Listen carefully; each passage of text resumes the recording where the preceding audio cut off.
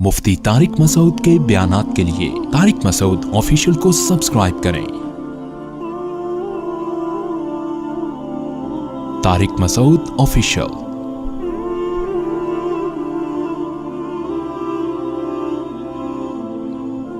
बात से बात चल पड़ी है तो डॉक्टर जाकिर नाइक, अल्लाह ताला उनकी उम्र में बरकत दे, उनका भी एक क्लिप नजर से गुजरा। उन्होंने बयान रिकॉर्ड करवाया कि बार बार लोग एक चीज के बारे में पूछते हैं, है तो हया के खिलाफ। आजकल लड़कों में जो एक बुराई चल पड़ी है, अपने हाथ से अपनी ख्वाहिश पूरी करते हैं, इसके बारे में मैंने भी बहुत अरसा इस मसले पर बयान नहीं किया, खामोशी इख्तियार की है। लेकिन उनका क्लिप बहुत ज्यादा वायरल हुआ है तो लोग फिर बार बार हमसे कह रहे हैं आप रिकॉर्ड करवाएं। मैं बार बार कहता हूं भाई, डॉक्टर जाकिर नाइक हमारे सर आंखों पे, लेकिन वो मुफ्ती नहीं है। फतवा देने की उनको परमिशन नहीं है, किसी इदारे से बाकायदा फतवे का इल्म हासिल नहीं किया।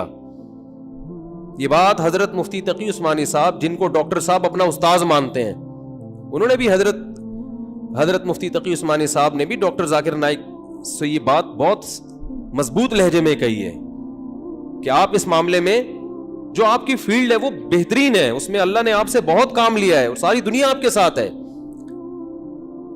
इस मसले में भी उन्होंने कुछ रिवायतें पेश की हैं, कुछ आयात पेश की हैं। लोग हवाले को देख रहे होते हैं। कुरान मजीद में साफ तौर पे अल्लाह ताला का इरशाद है, फमन इब्तगा वराअ ज़ालिका फउलाइका हुमुल आदून। जो अपनी ख्वाहिश, अपनी ज़ौजा और बांदियों का सिस्टम खत्म हो गया, बांदी नहीं हो सकती, अपनी ख्वाहिश अपनी ज़ौजा के सिवा किसी भी रास्ते से पूरा करेगा। कुरान के साफ अल्फाज हैं, ये लोग अल्लाह की हुदूद को, बोलो भाई, तोड़ने वाले हैं। बिल्कुल हराम है इस्लाम में, इसकी कोई गुंजाइश नहीं है। हजरत उस्मान इब्ने मज़ऊन रज़ी अल्लाह ताला अन्हु, सही हदीस है, ये फरमाते हैं कि हम जब सफर में होते थे तो हम पे अपनी बीवियों से दूरी बहुत शाक गुजरती थी। सेहतमंद थे ना, तो औरत यानी अपनी बीवी से दूरी हम पे सफर में बहुत शाक गुजरती थी। हमने नबी से इजाजत मांगी कि हम अपने आप को खसी कर दें, अपनी मर्दाना कुव्वत को खत्म कर दें। फनहाना, आपने हमें इसकी इजाजत, बोलो, नहीं दी। अगर इस अमल की जरा सी भी गुंजाइश होती तो सहाबी को अपने आप को कोई ऐसी खुराक खा के या कोई भी अमल करके अपने आप को खसी करने का ख्याल आता? बोलो क्या हो गया भाई, ख्याल आता अपने आप को? उनको पता है हमारे पास बीवी से कांटेक्ट के अलावा और कोई रास्ता नहीं है, तो नबी से इजाजत मांग रहे हैं कि हमने बहुत गुनाह का खतरा होता है, जिना का खतरा होता है, बहुत शाक गुजरता है हमारे ऊपर ये अमल, हमें इजाजत देती हम कोई चीज खा लेना। आपने फरमाया ना, बल्कि क्या फरमाया, तज़व्वजुल वदूद अल वलूद फइन्नी मुबाही बिकुमुल उमम। फरमाया ऐसी औरत से निकाह करो जो कसरत से औलाद दे, मैं तुम्हारी कसरत पे क़यामत के दिन फख्र करूंगा। क्या मतलब? ये कुदरत की तरफ से तुम्हारे ऊपर शहवत मुसल्लत है, इसका हल ये कि ना चाहते हुए भी निकाह करो तुम। ये कुदरत ने इसलिए रखी ताकि तुम्हारी नस्ल बढ़े। बड़े आराम से कह दिया जाता है जिसके लिए निकाह करना मुश्किल है। क्यों मुश्किल है निकाह करना आपके लिए? कह भाई निकाह करना मुश्किल है तो अब नौजवान लोग क्या करें? तो मुश्किल आपने बनाया है। कुरान ने इसका भी तस्करा किया है कि निकाह करना मुश्किल है तो क्या करना है। वलियस्ताफिफिल्लज़ीना ला यजिदून निकाहन हत्ता युगनियहुमुल्लाहु मिन फज़ली। फरमाया जो लोग निकाह की ताकत नहीं रखते, ताकत ना रखने का मतलब क्या है वो मैं भी बताता हूं। उन्हें चाहिए कि वो पाक दामनी से रहें, कोई नाजायज और हराम काम की तरफ, बोलो, मत जाएं। सूरह नूर की आयतें हैं, बिल्कुल ना जाएं, वो बचा के रखें। इस्तेफाफ का माना रोक लेना, अपने आप को बचा लेना, यहां तक कि अल्लाह उनको गनी कर दे, अल्लाह उनके लिए इंतजाम, बोलते क्यों नहीं भाई, अल्लाह इंतजाम कर दे, उस वक्त तक रोको अपने आप को, सब्र करो। یہاں بھی کہیں کسی اور راستے کا ادنا سا بھی اشارہ اتنی واضح آیت ہے نہیں ملتا. بخاری مسلم کی حدیث, آپ صلی اللہ علیہ وسلم نے فرمایا یا معشر الشباب من استطاع منکم الباءۃ فلیتزوج, تم میں جو نکاح کی طاقت رکھتا ہے اسے چاہیے کہ وہ نکاح کر لے. فإنہ اغض للبصر واحسن للفرج, اس سے نظر جھک جائے گی, شرمگاہ محفوظ ہو جائے گی. ایک روایت میں فإنہ لہ آگے ہے ومن لم یستطع فعلیہ بالصوم, جس میں روزوں کی, جس میں نکاح کی طاقت نہیں ہے. طاقت نہ ہونے کا مطلب ابھی بتا رہا ہوں پھر میں, کیونکہ ہر آدمی یہ سمجھتا ہے مجھ میں نکاح کی استطاعت نہیں ہے, یہ مسلط کر لیا ہر آدمی نے اپنے لیے. اس کے بعد اللہ نے کیا فرمایا, نبی نے کیا فرمایا کہ اگر نکاح نہیں کر سکتا, استطاعت نہیں ہے, فعلیہ بالصوم, کثرت سے روزے رکھے. یہاں بھی کسی اور راستے کی طرف ذرہ برابر بھی اشارہ بولو بھائی نہیں دیا. اس کا مطلب یہ اللیگل ہے اسلام میں, یہ اللہ حرام ہے, ناجائز ہے.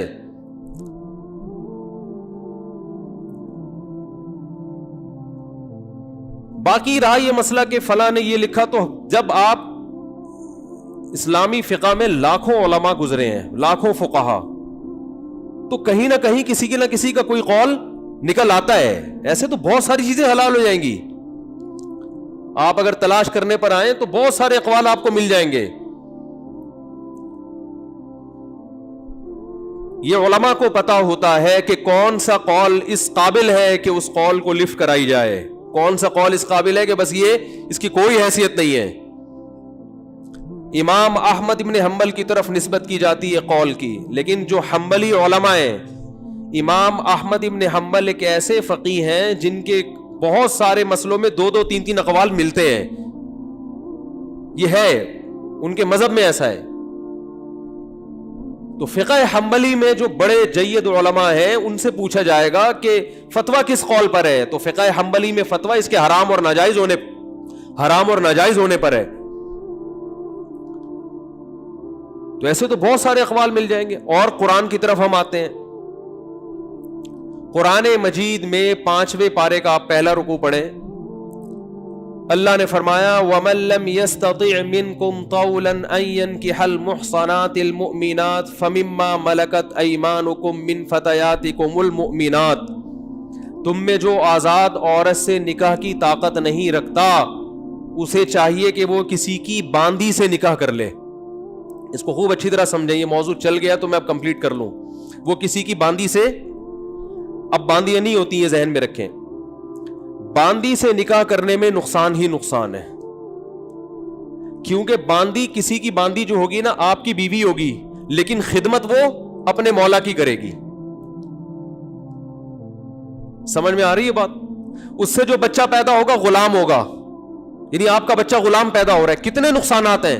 لیکن قرآن نے کہا کہ لمن خشی العنت منکم, جس کو زنا کا خطرہ ہے اسے چاہیے کہ وہ کیا کر لے, کسی اور راستے کی طرف جانے کے بجائے کسی کی باندی سے نکاح کر لے. اگرچہ اس میں اتنے سارے نقصانات ہیں, نکاح کی جو مصلحتیں وہ حاصل نہیں ہوتی اس میں, لیکن پھر بھی عورت سے ریلیشن یہ ایک نیچرل ہے. اللہ نے عورت کو مرد کے لیے اور مرد کو کس کے لیے, عورت کے لیے. تو اس نیچر پہ باقی رکھنے کے لیے اللہ نے حکم دیا کہ اتنا نقصان والا نکاح ہے, پھر بھی کسی اور راستے کی طرف جانے کے بجائے یہ کام کر لو.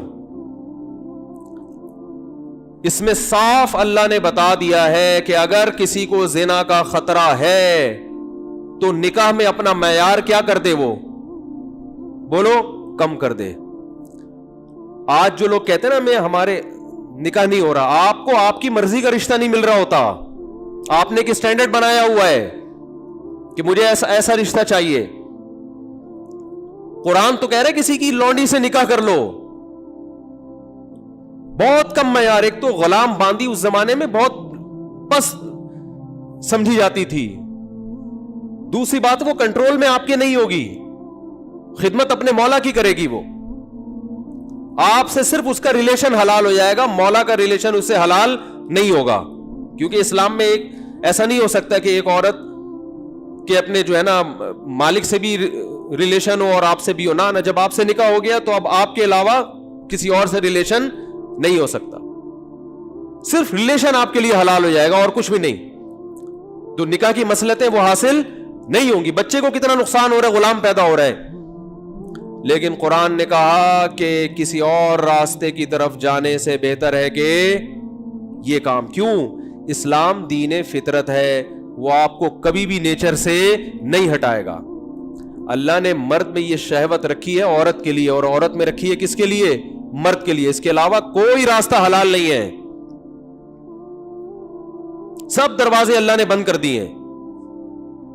ہاں, ڈاکٹر ذاکر نائک صاحب تو اللہ ان کو جزائے خیر دے, یہ میرا مقصد ہرگز ان کی ذرا سی بھی توہین میں سوچ بھی نہیں سکتا. اللہ نے ان سے جو کام لیا ہے, یہ تو علمی اختلافات تو ہوتے ہیں نا, علماء میں بھی ہوتے ہیں, تو یہ کوئی اتنی بڑی بات نہیں ہے. اختلافات کا اپنے اندر حوصلہ پیدا کرنا چاہیے, سمجھ رہے ہو؟ ایسا کبھی نہیں ہو سکتا کہ سارے ایک ہی چیز پہ ہمیشہ جمع ہو جائیں, اختلافات چلتے رہیں گے. تو کبھی یہ نہیں سمجھنا چاہیے کہ کسی سے اختلاف کرنا اس کی گویا توہین ہے, ایسا کچھ نہیں ہے. تو مجھے چونکہ یہ تھا کہ ڈاکٹر صاحب نے جو بھی بیان دیا اس میں انہوں نے صاف لفظوں میں جائز تو ایک دفعہ بھی نہیں کہا ہے, لیکن لوگ اس کا غلط مطلب لے سکتے ہیں. ہماری جو نوجوان نسل ہے نا, یہ اس کو تو موقع چاہیے, تو وہ غلط مطلب لے سکتے ہیں اس کا. تو اس لیے اسلام میں اس عمل کی قطعاً اجازت نہیں ہے. اور میں جلدی ان دلائل کو ریپیٹ کر دیتا ہوں. سب سے پہلے قرآن کی آیت ہے 29ویں پارے میں بھی ہے, 28 اس میں قد افلح المؤمنون جو سورہ مومنون ہے اس میں بھی ہے کہ اللہ نے فرمایا زوجہ کے علاوہ کوئی بھی راستہ اختیار کرتا ہے فاولئک هم العادون. اور اس میں الفاظ دیکھو, فمن ابتغى وراء ذلک. ذالک جو ہے نا یہ بلاغت ہے, ذالک اس میں اشارہ ہے, جب ہاتھ سے اشارہ کرتے ہیں نا اس وقت کہا جاتا ہے. گویا اللہ تعالیٰ آپ کو آپ کی زوجہ کی طرف اشارہ کر کے کہہ رہا ہے کہ یہ جو بیوی ہے نا, بیوی کے یہ والا آپشن, اس کے علاوہ آپ کے پاس کوئی دوسرا آپشن نہیں ہے. اشارہ کر دیا. اس میں اور بلاغت ہے کہ یہ اسی میں بند ہے, آپ کے پاس اپنی خواہش پوری کرنے کے باقی تمام دروازے بند.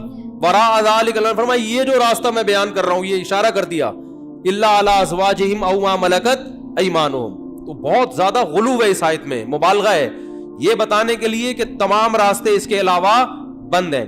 دوسرا قرآن میں سورہ نور کی جو آیتیں ہیں, وَلْيَسْتَعْفِفِ الَّذِينَ لَا يَجِدُونَ نِكَاحًا, جو نکاح نہیں پاتے, موجود نہیں پاتے نکاح, انہیں چاہیے کہ پاک دامنی کے ساتھ رہیں. وہ یہاں بھی ہے. اور نکاح موجود نہ پانے کا مطلب کیا ہے کہ آپ کی مالی حیثیت ایسی ہے کہ اس کے حساب سے آپ کو کوئی رشتہ دینے کے لیے تیار نہیں ہے. تیسری آیت 5ویں پارے کی ابتدائی آیتیں ہیں, اس میں اللہ نے فرمایا کہ جو آزاد عورت سے نکاح کی طاقت نہیں رکھتا وہ کسی کی باندی سے نکاح کر لے. تو اب باندیاں تو نہیں ہے, مطلب قرآن کا حاصل یہ ہے کہ اپنا معیار نکاح میں گرا دے, نقصان کرے اپنا, کوئی بات نہیں ہے, لیکن پھر بھی دوسرے راستے ان کو اختیار نہیں کر سکتا. تو اس لیے اگر آپ کے پاس پیسے نہیں ہیں, کوئی نکاح کے لیے تیار نہیں ہے, اپنا معیار آپ گرائیں, آپ کو دوسرے راستوں ہینڈ پریکٹس اور اس جیسے بے حیائی کی آپ کو اجازت, نہ زنا کی طرف نہ کسی اور راستے کی طرف جانے کی اجازت ہے. یہ تیسری دلیل ہو گئی کہ نکاح کا معیار آپ کو گرانا پڑے گا اپنا. اور رہا یہ مسئلہ کہ یہ کیسے ہو سکتا ہے, میرا تو اسٹینڈرڈ ہے, تو بھائی دنیا کو مسافر خانہ سمجھو, تو اسٹینڈرڈ گیا تیل لینے, ٹھیک ہے نا, اچھے سے اچھے کی تلاش کریں لیکن برائی سے تو اچھا ہے نا. حضرت عبداللہ بن عباس رضی اللہ عنہ سے روایت ہے کہ ایک شخص آیا, اس نے کہا کہ میں ہاتھ سے اپنے آپ خواہش پوری کرتا ہوں, ایک روایت ہے. تو حضرت عبداللہ بن عباس نے نفرت سے منہ پھیر لیا اور فرمایا کہ تو باندھی رکھ لیتا, یہ تیرے لیے زیادہ بہتر. تو یہ تیسری دلیل ہو گئی. چوتھی دلیل صحیح حدیث ہے حضرت عثمان بن مظعون رضی اللہ تعالی عنہ کی. وہ فرماتے ہم سفر میں ہوتے تھے, بیوی سے دوری ہم پہ بہت شاق گزرتی تھی, ظاہر زنا میں پڑنے کا خطرہ تھا. تو ہم نے نبی سے اجازت لی کہ ہم اپنے آپ کو خسی کر دیں, اپنی جو خواہش ہے وہ کیا کر دیں, ختم. کوئی ایسی دوا کھائیں, کچھ بھی کر لیں, آج کل آپریشن بھی ہوتا ہے. تو لو اجازنا لاختصینا, حدیث کے الفاظ ہے, اتنی ٹینشن میں تھے ہم کہ اگر نبی ہمیں اجازت دیتے تو ہم اپنے آپ کو خسی کر لیتے, لیکن نبی نے اس کی پرمیشن نہیں دی. اب دیکھو صحابی رسول اتنی شدید ٹینشن میں بھی اس کا حل یہ نہیں تلاش کر رہے کہ ہاتھ سے اپنے آپ کو مطمئن کر لیں, اتنی شدید ٹینشن میں بھی. اگر اس کی اسلام میں ذرہ برابر بھی گنجائش ہوتی تو ذرا سے تو اشارہ ملتا نا, صحابہ کر لیتے یا ان کو اشارہ دے دیا جاتا کہ بھائی اپنے آپ کو خسی کرنے کی پر آ گئے ہو, اپنی اللہ کی تخلیق کو تبدیل کر رہے ہو, تو اس سے بہتر ہے کہ تم اپنی تسکین کر لو اس طریقے سے. اس کی پرمیشن کا کہیں تذکرہ نہیں ملتا. اس کا مطلب ہے کہ اس نبی نے وہاں کیا فرمایا صحابی کو؟ نہانا عن التبتل، نبی نے فرمایا نکاح سے دور بھاگنے سے منع کیا. تو فرمایا نا نا نا نا نا تزوج الودود الولود، فرمایا یہ اللہ نے خواہش اس لیے رکھی ہے کہ تم نکاح کی طرف کیا ہو جاؤ؟ مجبور ہو جاؤ. یہ کتنے دلائل ہو گئے؟ بولو نا بھائی، 4 دلائل ہو گئے. اور بھی بہت کچھ ہے اس پہ بولنے کے لیے، میں مختصر بات سمیٹ رہا ہوں. اصل میں لوگ جو یہ کہتے ہیں نا کہ یار ہم مجبور ہیں تو کیا کریں ہم، یہ تو خواہش اتنی جب مسلط ہو جاتی ہے ہمارے اوپر، یہ تو اس سے جسم کو بھی نقصان ہوتا ہے، مینٹلی بھی آدمی ڈسٹرب ہوتا ہے. تو یاد رکھو یہ اللہ نے آپ پر اتنی زبردست خواہش اس لیے مسلط کی ہے تاکہ آپ نہ چاہتے ہوئے بھی شادی پر مجبور ہو جائیں. اور شادی میں فطرت آپ کے دلائل ماننے کے لیے تیار نہیں ہے. یہ جو آتے ہیں میرے پاس پیسے نہیں ہے تو ایکچولی ابھی ایجوکیشن، ایکچولی ابھی یہ، فطرت اس چیز سے متاثر نہیں ہے. فطرت کہتی ہے آپ کے دلائل کیا ہیں؟ غلط ہیں. اگر یہ اللہ مسلط نہ کرتے نا مردوں پہ یہ شہوت، تو میرا خیال ہے کوئی 70 سال میں جا کے بھی لوگ شادی نہ کرتے. تو قدرت کا ایک نظام ہے، قدرت ایک سسٹم کے تحت لوگوں کو چلانا چاہتی ہے. اس کا فائدہ یہ ہوگا کہ آپ نہ چاہتے ہوئے کم خاندان کی لڑکیوں سے شادی پر مجبور ہوگے، ان کو گھر ملے گا. اگر مجزنی کی اجازت دے دی جائے، مجھے تھوڑی لینگویج صاف استعمال کرنی پڑ رہی ہے، بہت معذرت، مجبوری ہے. اگر اس کی اجازت دے دی جائے تو لوگ نکاح میں کیا کریں گے؟ تاخیر. نقصان کس کا ہوگا؟ لڑکیوں کا. لڑکیاں بھی پھر ہینڈ پریکٹس کریں گی، جو کہ کر رہی ہیں، وہ بھی مجبور ہوں گی. تو اسلام نے آپ پر، اللہ نے آپ کے اوپر یہ شہوت اسی لیے مسلط کی ہے کہ یہ آپ کا یہ آپشنل نہیں رہے نکاح، بلکہ آپ کی باڈی کی ریکوائرمنٹ بن جائے کہ بھئی یہ تو کرنا ہی کرنا ہے. اور اس کا فائدہ کس کو ہوگا؟ عورت کو. بات آ رہی ہے سمجھ میں؟ اس کا گھر بسے گا. تو اگر اس کی اجازت دے دی جائے، بھائی ایجوکیشن کا ہے بھی تو، تعلیم ہے بھی تو، ایکچولی تو نتیجہ لڑکیوں کا کیا ہوگا؟ بیڑا غرق ہوگا، جو کہ ہو رہا ہے. آپ کہہ سکتے ہیں وہ بھی تعلیم حاصل کرے، ہم بھی حاصل کریں، تو بات یہ کتنی تعلیم حاصل کر لیں گی؟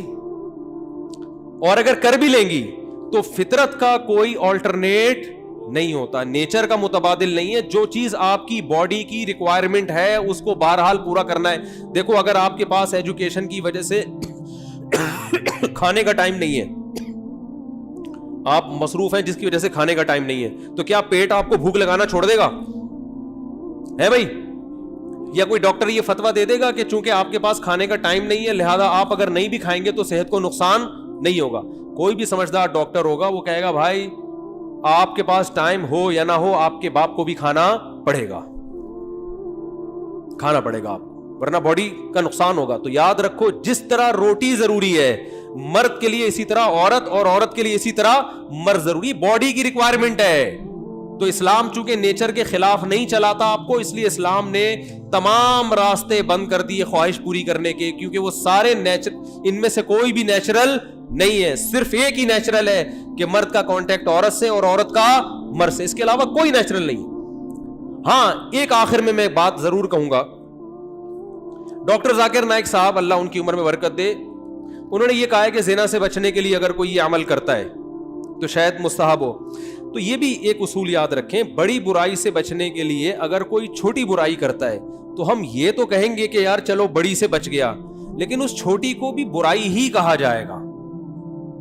کوئی اگر ہیروئن کا عادی ہے، ہم اسے ہیروئن چھڑوانے کے لیے چرس پہ لے آتے ہیں کہ یار چلو اس سے تو بچے گا نا، اب ایک دم تو نہیں چھوڑ سکتا. تو یہ اس عمل کی یوں تو تعریف کی جائے گی کہ یار چلو اس برائی سے بچ گیا، لیکن اس کی بیس پہ چرس کو آپ یہ کہہ دیں، شروع کر دیں کہ چرس جائز ہے یا وہ بھی کوئی افضل چیز ہے، اس کی پھر بھی اجازت نہیں ہوگی. تو اصل راستہ یہی ہے کہ کسی کو زنا کا خطرہ ہے بھاگے وہاں سے بس، اور وہ کس کی طرف لپکے؟ نکاح کی طرف لپکے، معیار اپنا گرائے. اور پھر بھی نکاح نہیں ہوتا تو روزے رکھے کثرت سے تاکہ جسمانی قوت ٹوٹے. اور آخری بات یہ کہ یہ جو عمل ہے ہینڈ پریکٹس کا، یہ زنا سے انسان کو بچاتا بھی نہیں ہے. یہ بھی 100% غلط ہے کہ اس کے کرنے سے آدمی زنا سے بچ جاتا ہے، کیونکہ اس میں آدمی کی ڈیزائر پوری طرح پوری نہیں ہوتی، اس کی ٹھڑک بڑھتی ہے، کم نہیں ہوتی. اگر کوئی زنا یہ کام کر بھی لے نا پھر بھی زنا کی طرف لپکے، بلکہ اور زیادہ لپکے گا، کیونکہ یہ خواہش نفس ایسی چیز ہے کہ یہ پوری کرنے سے بڑھتی ہے. آپ کے جو دل کی خواہش ہے نا، نفس کی خواہش، یہ پورا کرنے سے کم نہیں ہوتی بلکہ بڑھتی ہے. جو اپنے آپ کو روکتے ہیں تو ان میں تو کنٹرول میں رہتی ہے، جو نہیں روکتے ان کی کنٹرول سے باہر ہوتی ہے. یہ تو یہ حل بھی نہیں ہے، یعنی میڈیکلی بھی یہ حل نہیں ہے زنا سے بچنے کا کہ یہ کام کرو. جو جتنے بڑے بڑے زانی ہیں پہلے انہوں نے یہ کام کیا ہے، اس کے بعد جا کے زنا کی طرف گئے ہیں، اور جنہوں نے اپنے آپ کو اس عمل سے بچا لیا وہ زنا سے بھی بچے رہتے ہیں. تو زنا سے بچنے کا جو قرآن میں اور احادیث میں ہمیں طریقہ ملتا ہے، جیسے یوسف علیہ السلام تھے، ان کو عورت نے دعوت دی زنا کی، وہ بھاگے ہیں، بس نکلنے کی کوشش کی انہوں نے وہاں سے. تو اصل حل اس کا یہ ہے. اور آخری بات یہ کہ یہ میں مانتا ہوں بہت سارے نوجوانوں کے حالات سامنے آئے ہیں جو اس لت. اچھا یہ بھی ایک فالٹ ہے اس میں کہ یہ عمل ایک دفعہ ہوتا نہیں ہے. آپ جو نوجوانوں کی ہسٹری جمع کریں نا، تو ایسا نہیں ہوتا کہ جس نے ایک دفعہ کیا تو بس زندگی میں ایک ہی دفعہ کیا کہ یار بہت زیادہ مجبور ہو گیا تھا تو یہ عمل کر لیا. نا نا نا نا، جس نے ایک دفعہ کیا وہ دن میں 10 دفعہ بھی کرتا ہے پھر یہ عمل.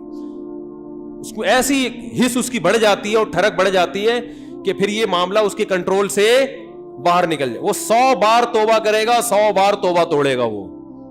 تو یہ پریکٹیکلی بھی ممکن نہیں ہے کہ کوئی اپنے آپ کو بچانے کے لیے ایک دفعہ یہ عمل کر لیا تو اب سکون میں آ گیا. نا نا نا نا، میرے پاس جو نوجوان آتے ہیں ان کی ہسٹری میں آپ کو بتاؤں، وہ کیا کچھ ایک صاحب کی 2 بیوی. اچھا ہاں یہ بھی بتا دوں، جب یہ لت زیادہ پڑتی ہے تو پھر یہ بیماری شادی کے بعد بھی نہیں چھوٹتی، یہ بھی ذہن میں رکھیں.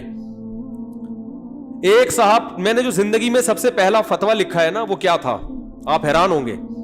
یہ 1999 میں سوال آیا، ایک آدمی کی 2 بیویاں، اسے نکاح سے پہلے اس کی عادت پڑ گئی، یہی سوچ کے کہ یار ابھی اپنے آپ کو ٹھنڈا کر لیتا ہوں، تسکین کر لیتا ہوں، برائی سے بچ جاؤں گا، یہ ہو جائے گا وہ ہو جائے گا. شیطان نے الٹے سیدھے اس کو جو ہے نا دلائل دیے اور کہتا ہے مجھے یہ برائی جب ہو گیا تو چسکا لگ گیا. پھر کہہ رہے پھر جب میں نے نکاح کیا ہے نا، ایک شادی کی ہے تو میری یہ عادت نہیں چھوٹی. دوسری 2 بیویاں اس کی، کہہ رہے پھر بھی نہیں چھوٹی. تو کہہ رہے میں اتنا غصے میں آ جاتا تھا کہ یار میری بیویاں بھی ہیں پھر بھی مجھے ان کو تسکین اس میں ہوتی ہے. پھر بالکل ایسے ہے جیسے لوط علیہ السلام کی قوم کو جب لڑکوں کی عادت پڑ گئی تو اب ان کو عورت سے تسکین بولتے کیوں نہیں ہو رہی. تو یہ ہینڈ پریکٹس کا ایک یہ بھی بڑا نقصان ہے کہ جب اس کی لت پڑ جاتی ہے تو شادی کے بعد بھی یہ عادت نہیں چھوٹتی.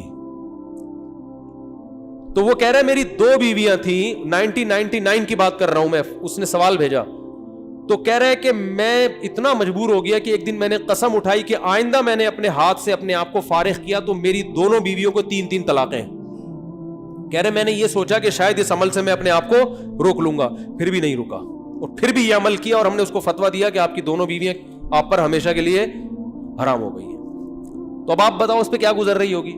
تو ہم نے لوگوں کے یہ حالات دیکھے ہیں، تو اس لیے اس قسم کے کلپ سے متاثر ہو کر کوئی بھی شخص ایسی حماقت کرنے کی کوشش بولو بھائی نہ کرے. اور میرا مقصد آپ کو کسی کو مایوس کرنا نہیں ہے. اگر کوئی نوجوان اس بیماری میں مبتلا ہو گیا ہے تو حدیث میں آتا ہے ما انزل اللہ من داء الا انزل له شفاء، ہر بیماری کا اللہ نے شفا پیدا کی ہے. تو مایوس نہ ہو. سب سے پہلے تو وہ نکاح کرے تاکہ معاملہ آگے بڑھے نہیں، کیونکہ اگر نہیں کرے گا نا یہ پھر یہاں تک رکے گا نہیں معاملہ. کیونکہ یہ لڑکے پھر جب یہ کام کرتے ہیں پھر وہ انٹرنیٹ پر فحش فلمیں بھی دیکھتے ہیں، پھر وہ تصویروں کی طرف بھی جائے گا، بد نظری کی طرف بھی، اور پھر یہ بڑھتا رہا، پھر وہ زنا کا متلاشی ہوتا ہے کہاں مجھے موقع ملے. تو اس لیے میرے بھائی اپنے آپ کو روکنے کی کوشش کرنی چاہیے. تو اس کا پہلا اسٹیپ یہ ہے کہ سب سے پہلے آپ یہ عزم کریں کہ میں نے اپنے آپ کو اس برائی سے ہر قیمت پہ دور کرنا ہے. یہ میرا ایم ہے، میرا عزم ہے. اگر آپ ارادے میں ہی ڈھیلے ہیں تو بھائی پھر معاملہ کیا ہو جائے گا، خراب ہو جائے. تو پہلے تو کیا کرنا ہے، پکا عزم کرنا ہے. اب دوسرا علاج کے طریقے دریافت کرنے آپ نے. سب سے پہلا کام یہ کرنا ہے کہ انسان کو جہاں برائی کی عادت پڑتی ہے نا وہاں برائی چھوٹتی نہیں ہے. آپ کی کوئی خاص ایسی جگہ جہاں آپ سونے کے لیے لیٹتے تھے اور وہاں پر آپ پہ یہ شہوت کا جنون چڑھتا تھا تو اپنا ٹھکانہ وہاں سے کیا کر لو، چینج کر لو. رات کو سونے سے پہلے مطالعہ کر کے سو. کوئی اپنے سرہانے کتاب رکھی جائے. جو نوجوان خدا نخواستہ کوئی اس میں مبتلا ہے تو اس کو بتا رہا ہوں، اپنے سرہانے کیا رکھیں، کوئی دلچسپ کتاب رکھیں. بستر پہ جیسے ہی لیٹے، جو معمولات ہے نا آیت الکرسی پڑھنا، دعائیں پڑھنا، بستر پہ لیٹنے سے پہلے پڑھ لیں وہ تاکہ آپ جب بستر پہ جیسے ہی جائیں تو آپ کی سوچ جو ہے نا وہ مطالعے کی طرف چلی جائے. تو فوراً آپ نے کیا کرنا ہے, جیسے ہی سونے کے لیے لیٹے کتاب آپ کے پاس ہونی چاہیے, بستر پہ جاتے ہی آپ اس کتاب کا مطالعہ کرنا شروع کر دیں. انسان جیسے ہی لیٹ کے مطالعہ کرتا ہے اس کو نیند آ جاتی ہے, آپ سو جائیں گے, کیونکہ زیادہ تر نوجوانوں کے پر یہ اٹیک رات کے ٹائم ہی ہوتا ہے. دوسرا کام ہو گیا. تیسرا مسئلہ یہ ہو گیا کہ آپ کسی ڈاکٹر کو بھی بتائیں ماہر نفسیات کو, لیکن ماہر نفسیات سے کہیں کہ مجھے یہ برائی چھڑوانی ہے, کیونکہ ماہر نفسیات بعض دفعہ اور ڈال دیتے ہیں اس برائی میں. ایسے نفسیاتی ڈاکٹر بھی ہیں, وہ کہتے ہیں اس سے کوئی نہیں, ڈپریشن کا علاج ہے. اور بھائی ساری ڈپریشن کے اور بہت سارے علاج ہیں دنیا میں, وہ علاج وقتی ہے, جیسے سٹا لگانے سے نا وقتی طور پہ ٹھیک ہو جاتا ہے. تو اب یہ بے وقوفی ہے نا کہ سٹے لگا کے ڈپریشن کا علاج, اس سے ڈپریشن بڑھتی ہے, کم نہیں ہوتی. وقتی کم ہوگی, اگلے دن اس سے بڑا اٹیک ہوگا آپ کے اوپر, سارا دن پھر یہی کرتا رہے گا. ایسے ایسے لڑکے آ کے بتاتے ہیں کہ آدمی حیران ہوتا ہے, یار تمہاری ہڈیوں میں اتنا جوس کہاں سے آیا, تم مر کے ختم ہو جاؤ گے اللہ کے بندو. تو وہ یہی کرتے رہتے ہیں ڈپریشن. تو ماہر نفسیات بھی الو بن, سب کچھ سب کو نہیں پتا ہوتا. تو ماہر نفسیات سے بولیں کہ مجھے یہ برائی چھڑوانی ہے ایسی کی تیسی, آپ کے باقی افلاطونیاں بقراتیاں اپنے پاس رکھو, آپ یہ برائی مجھے کیا کرنی ہے. تو نفسیاتی بھی ٹوٹکے ہوتے ہیں, کچھ طریقے ہوتے ہیں. کوئی ماہر ڈاکٹر ہوگا انشاءاللہ آپ کو ایسے طریقے بتائے گا, ایسے ٹوٹکے بتائے گا, ایسی تدبیریں بتائے گا کہ آہستہ آہستہ یہ برائی آپ سے انشاءاللہ چھوٹ جائے گی. اور ایک اور کام, دعا بھی مانگنی ہے, کسی شیخ سے اصلاحی تعلق بھی قائم کرو, ان کو بھی بتاؤ اپنی بیماری. اور ایک اہم ترین بات یہ کہ اپنے آپ کو ایسے نہ چھوڑو, جب بھی یہ گناہ آپ سے ہو آپ نے اپنے اوپر کوئی سزا متعین کرنی ہے. 2 روزے 3 روزے یا 1 روزہ یا 1 ہفتے کا روزہ, یہ سزا دینی ہے اپنے آپ کو. وہ ہر آدمی کا کے حساب سے مختلف ہوتی ہے. صدقہ بھی کرنا ہے, تاکہ اس کا فائدہ یہ ہوگا کہ دیکھو یہ ایک دم نہیں چھوٹتا گناہ, یہ آہستہ آہستہ ہی چھوٹے گا. اس لیے مایوس نہیں ہونا کہ اتنے سارے ٹوٹکے اختیار کیے پھر گناہ ہو گیا, تو پھر شیطان مایوس کرتا ہے, بھائی تیرے بس کا کام نہیں ہے. کوئی بات نہیں یار, ٹھنی اس سے ہے دشمنی عمر بھر کی, کبھی وہ دبا لے کبھی تو دبا لے. شیطان کو حضرت مظلوم نے فرمایا کہ کبھی شیطان تجھے پٹک دے گا نیچے, کبھی کبھار تو بھی تو شیطان کو پٹکے گا نا, تو پھٹا چلتا رہے گا قیامت تک, کوئی مسئلہ نہیں ہے. تو کیا کرنا ہے, جب بھی یہ گناہ ہو جائے 2 رکعت پڑھ کے توبہ کرنی ہے, اللہ سے معافی مانگنا ہے, اور اپنے آپ کو کوئی سزا دینی ہے صدقہ کے ذریعے یا روزے کے. سب سے بہتر سزا روزہ ہے, صدقے سے اتنا فائدہ نہیں ہوتا, روزے سے اس میں زیادہ فائدہ ہوتا ہے. تو روزہ رکھے, کیونکہ نفس کو خوش کیا ہے, تو اپنے نفس کو جب تکلیف دے گا بھوکا پیاسا رکھے, تو یہ اس میں نفس کو جو ہے نا آپ کے جو دل ہے اس کی چاہتوں کو چترول لگتے ہیں ٹائٹ طریقے سے روزہ رکھنے سے. تو اپنے من کو خوش کیا نا اس نے حرام طریقے سے, تو روزہ رکھ کے اپنے من ہی کو ٹینشن دے گا یہ. تو روزہ رکھنا بہت زبردست اس کا ایک علاج ہے. تو کیا کرنا ہے, جب بھی یہ جرم ہو جائے تو روزہ رکھ کے اس کی تلافی کرنی ہے. اس کا نہیں بھی چھوٹتا تو ٹینشن نہیں لینی, آپ نے اپنے قوائف پورے کر دیے. اور آخری بات یہ کہ روزانہ ایکسرسائز کا معمول بناؤ. جب آپ صبح جاگنگ کرو گے, شام کو جم جاؤ گے, تو پھر آپ دیکھو گے ڈولے شولے نکل رہے ہیں اور جناب طاقت آ رہی ہے, تو نفسیاتی طور پر انسان پھر غیر اخلاقی سرگرمیوں سے دور ہو جاتا ہے خود بخود, کہ یار میں ایک طرف اتنا اپنی باڈی کا خیال کر رہا ہوں, اسی طرف اپنی صحت کو برباد کر رہا ہوں میں, ہے بھائی. اب میری ساری انرجی جو یوٹیلائز ہو رہی ہے تو ناجائز چیزوں میں ہو رہی ہے. تو یہ لاشعوری طور پر جب انسان مفید کاموں کی طرف آتا ہے تو نیگیٹو سوچ اس کی خود بخود, بولتے کیوں نہیں بھائی, کبھی کسی ہیروئنچی کو جم جاتے ہوئے دیکھا آپ نے, وہ نہیں جاتا, کہتا ہے ابے جاؤ باڈی کی ایسی کی تیسی, مزہ تو آ رہا ہے نا چھٹا لگا لیں. تو جو جم جائے گا وہ ہیروئن نہیں پیے گا, جو ہیروئن پیے گا وہ جم نہیں جائے گا. تو اسی طرح جم جانے والے بھی اکثر ان برائیوں سے بچ جاتے ہیں, اور اس برائی سے بچنے کا بہت فائدہ ہے دنیا میں بھی آخرت میں بھی. دنیاوی فائدے کیا ہیں وہ پھر کبھی انشاءاللہ کسی اور وقت بتائیں گے, اخروی فائدے تو ہیں ہی بہرحال.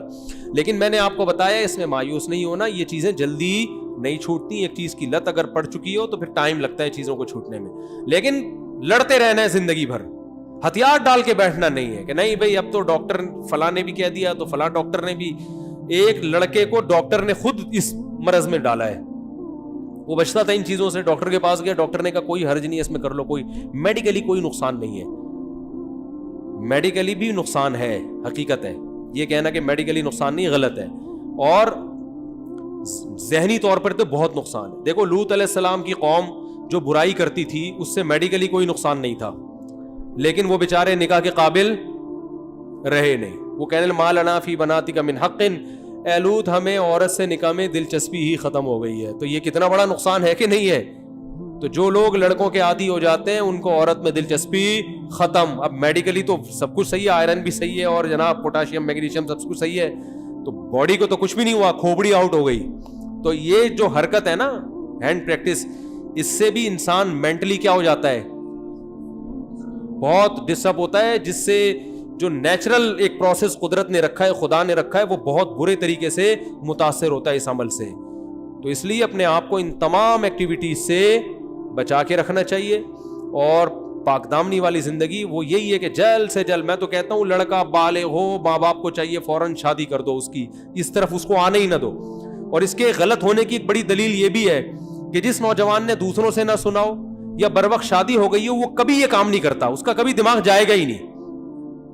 یہ خود اس کی علامت ہے کہ یہ نیچرل نہیں ہے یہ. تو اللہ تعالیٰ سب کی حفاظت فرمائے.